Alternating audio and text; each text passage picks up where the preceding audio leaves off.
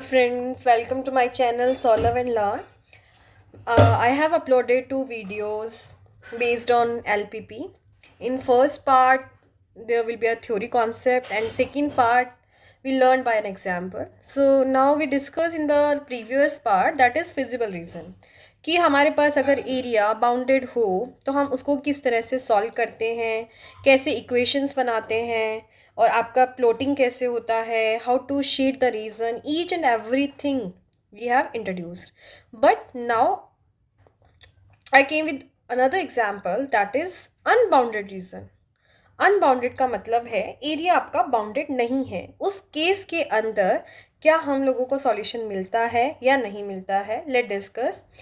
I have represented one example that is in front of you. Solve the following.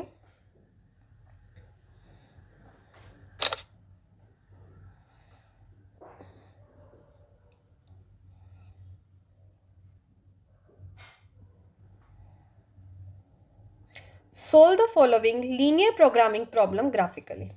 हम लोगों को graphically represent करना है. Maximise दे रखा है. मैंने हमेशा बताया है कि जेड ही हमारे पास एक ऐसा होता है जो मैक्सिमाइज या मिनिमाइज निकालना होता है. These are subjects to the constraints. ये हम लोगों को करना होता है.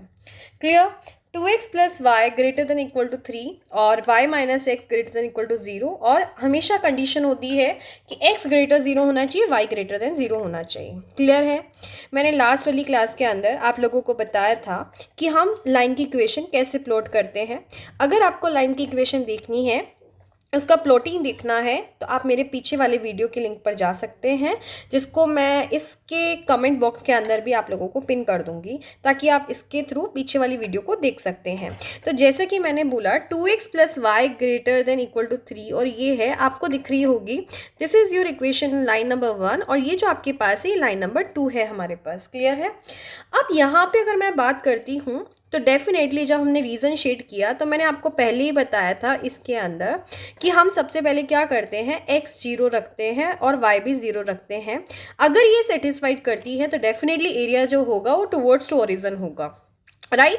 अब अगर मैं यहाँ पे रखूँ तो 0 plus 0 greater than equal to 3 आ रहा है. ग्रेटर देन इक्वल टू 3 तो होता ही नहीं है. इसका मतलब इस लाइन का एरिया जो है वो मेरा कहाँ जाएगा, ओरिजिन से बाहर जाएगा.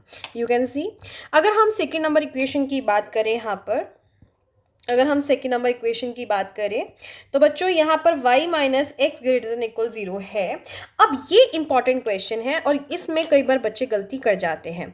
देखा जाए तो ये क्या है, y इक्वल टू हमारे पास x की इक्वेशन है, जो कि आपको ये सेकेंड नंबर इक्वेशन दिखा रहा है. राइट. जो कि स्ट्रेट लाइन है हमारे पास. अब अगर मुझे रीजन शेड करना है तो मैंने बोला कि x 0 y 0 पुट कर दो.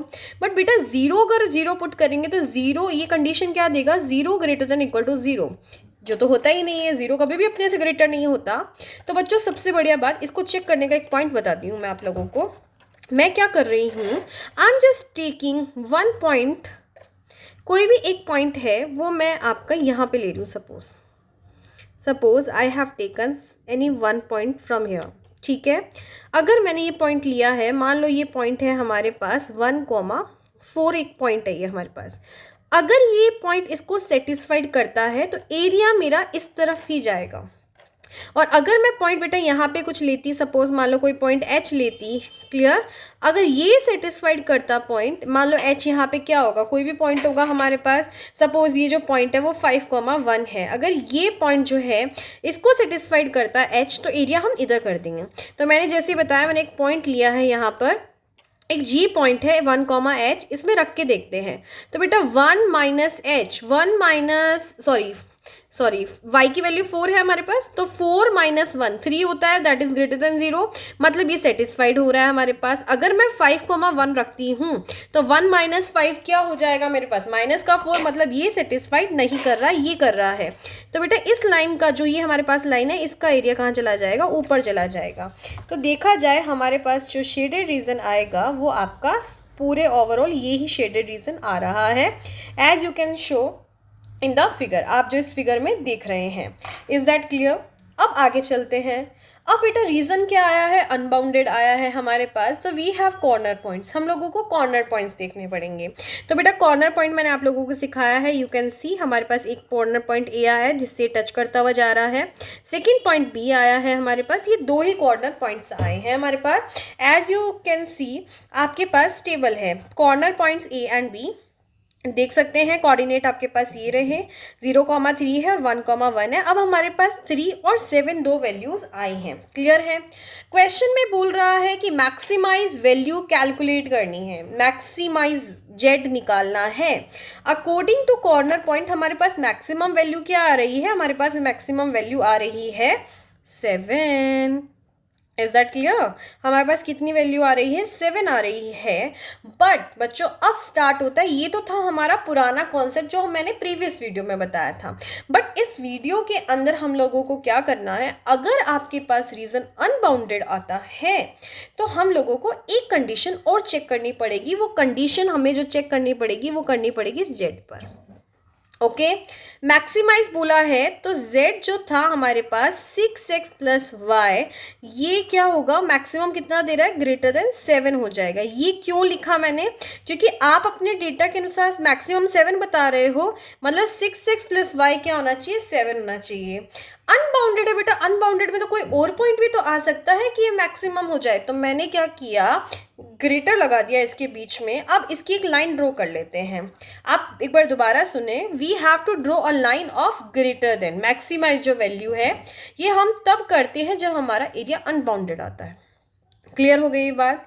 अब बात करें 6x प्लस वाई ग्रेटर 7, जब मैंने लाइन ड्रॉ की, you can see the dotted line, ये डॉटेड लाइन आ जाएगी मेरे पास। कैसे डॉटेड लाइन आएगी सबको पता है, मैंने बताया है, x की वैल्यू 0 रखते हैं, अगर मैं x 0 रखती हूँ तो y कितना आता है, 7 आता है, और y अगर 0 रखूँगी तो x कितना आएगा मेरे पास, दैट इज 7/6 आ जाएगा। ठीक है, ये मेरे पास वैल्यूज आ जाएंगी। तो बेटा उसकी हेल्प से मैंने ये डाइन किया। अब क्वेश्चन आता है कि मैम आपने डॉटेड लाइन क्यों ड्रॉ की है, ये तो हमने 11th क्लास में सीखा था। अगर इनइक्वालिटी में इक्वल नहीं है, सिर्फ ग्रेटर देन साइन है आपके पास, तो आपके पास डॉटेड लाइन आती है। क्लियर है। अब बच्चों क्या करना है, ये डॉटेड लाइन भी हम लोगों ने ड्रॉ कर ली। अब क्या करना है, एक लास्ट स्टेप है और we will get our answer. अब हम इसका एरिया शेड करेंगे, जैसे हमने प्रीवियस एरिया शेड किया था, कैसे किया था, एक्स और वाई को 0 0 सब्सिट्यूट किया था, तो सेम यहाँ पर भी हम एक्स और वाई को 0 0 सब्सिट्यूट करेंगे। मैंने पुट कर दिया x 0 और y 0 कर दिया यहाँ पर। अब 0 जब पुट करा तो क्या ये सेटिस्फाइड हो रहा है, 0 + 0 ग्रेटर देन 7, बिल्कुल सेटिस्फाइड नहीं हो रहा। इसका मतलब मेरे पास जो एरिया आएगा इस लाइन का वो इस तरफ आएगा। समझ आई बात। अब इंपॉर्टेंट लाइन बोल रही हूँ और इस इंपॉर्टेंट लाइन के साथ हमारा क्वेश्चन एंड हो जाता है। कैसे एंड हो जाता है, अगर आपका जो ग्रेटर देन z वाली इक्वेशन आपने जो डॉटेड लाइन बनाई है, अगर उसका एरिया और जो पहले वाला शेडिंग एरिया था, if something is common in both the area, इसका मतलब उसका सॉल्यूशन एग्जिस्ट नहीं करता है। There will be no maximise value for the z। एक चीज ध्यान रखें, अगर आपके पास शेडेड रीजन मैच करता है दोनों लाइंस का, इसका मतलब उसका सॉल्यूशन एग्जिस्ट नहीं करता। जैसे कि इस वाले क्वेश्चन के अंदर है, आप देख सकते हैं लास्ट में क्या लिखा है, the given LPP problem has no solution and Z can not be maximise for any values of Z. अब बात आती है कि मैम अगर मान लो ये रीज़न आपका कॉमन नहीं आता, एक चीज़ ध्यान रखना बच्चों, अगर आपके पास कॉमन आ गया है, कॉमन आ गया है आपके पास, मैं आपको क्लियर कर देती हूँ यहाँ पर, जस्ट वेट अ मिनट। एक चीज़ आपको हमेशा ध्यान रखनी है, जो चीज़ मैं बोल रही हूँ that is a important thing which I am talking about, ये चीज़ ध्यान रखेंगे आप लोग।